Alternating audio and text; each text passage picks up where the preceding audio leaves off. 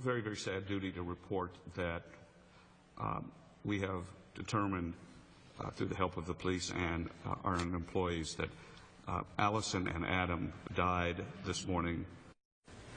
Tragedy strikes a Virginia news station as a reporter and photojournalist are gunned down on live television by a former colleague.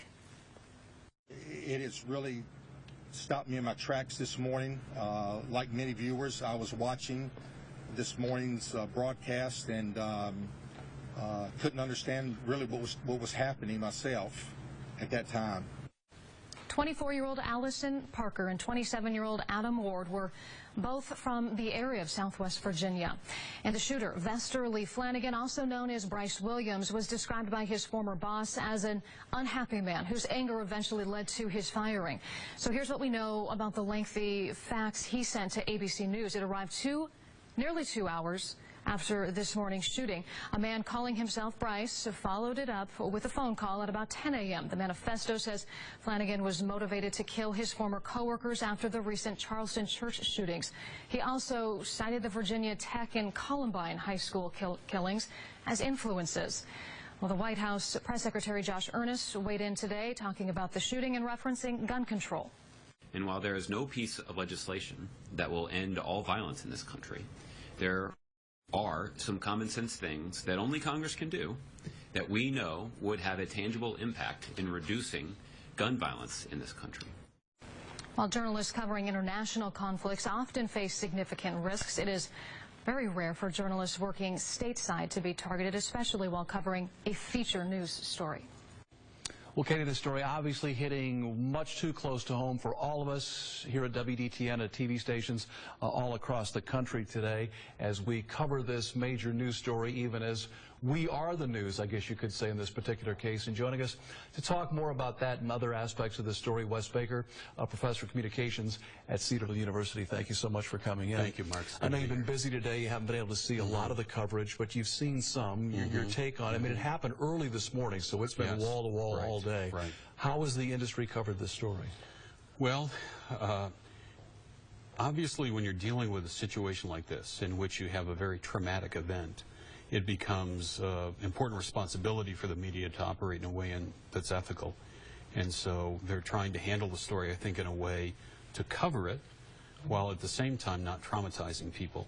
Well, the big ethical question, I think, immediately raised, of course, again, this shooting happened during a live shot, a live telecast from a shopping mall out in Virginia this morning. So the video was out there. The question immediately becomes, do you air that video? We are not, but that's a question journalists are struggling with today. Yes, right.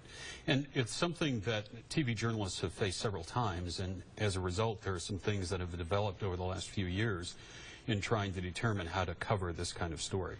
So, for example, one of the things that's developed is when you're covering a live event and there's a fear that something might happen, you don't go in tight. Stay wide. You keep the field wide. Exactly. And also, you could go to a delay. But obviously, with this kind of story, it's just a standard story.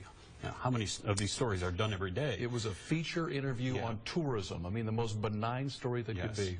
Yeah. Completely unexpected. And so then the issue becomes not the live coverage, but the coverage after the fact. Yeah. So what do you decide to pick? And obviously, you've got the live feed that's out there that certainly is disturbing, because you hear the gunshots, you hear a woman screaming, and that can be traumatizing for people. And so television has often taken the principle there that we try not to harm anyone.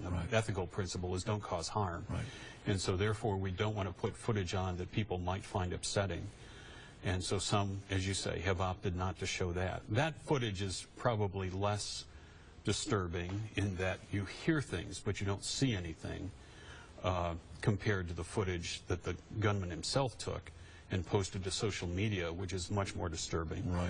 And so there would be a difference even in how you might handle the story of the live feed or the video of the live feed and the other video that's available out there, but would be more traumatic for people. An aspect of this story that really struck me, the photojournalist Adam Ward, his last act on earth, consciously or not. As he fell, his camera captured that quick, brief image of the gunman, which may have well led to his capture. Yes, just amazing that a photojournalist, in a way, solved his own crime.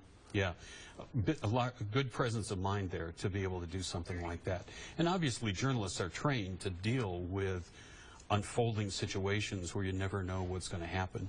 He certainly made a last effort to try and ensure that people would know who had done this. Yeah, these were down. young journalists, 24, 27 years old, not long ago. They were sitting in classrooms at universities like yours, training to be the journalists that they became. How will you handle this with your students? Well, in fact, I have the ethics class I'm teaching now, and we talked about it in class today, and talked about some of those choices in terms of the live feed and what you do to try and avoid having something get on the air in the first place, but then the decisions that you make after the fact in terms of which footage will you show. Will you show the actual footage? Will you do a screen grab, perhaps, that somewhat lessens the impact? Is there a difference between footage where you just hear things versus when you see things? And those are the criteria, the kinds of factors that you have to take into consideration in making that kind of judgment. Yeah, some very difficult, all too real lessons for all of us today. I think another issue that will come up, if I had said yesterday in the newsroom that we should go with a delay on every live story, I would have been laughed out of the newsroom. People would say, why on earth? You're covering an interview in a shopping center. I think that conversation may change now. It's part of what we deal with every day in this business. As you know, Wes Baker, thank you so much for joining us today on 5 on 2. Katie?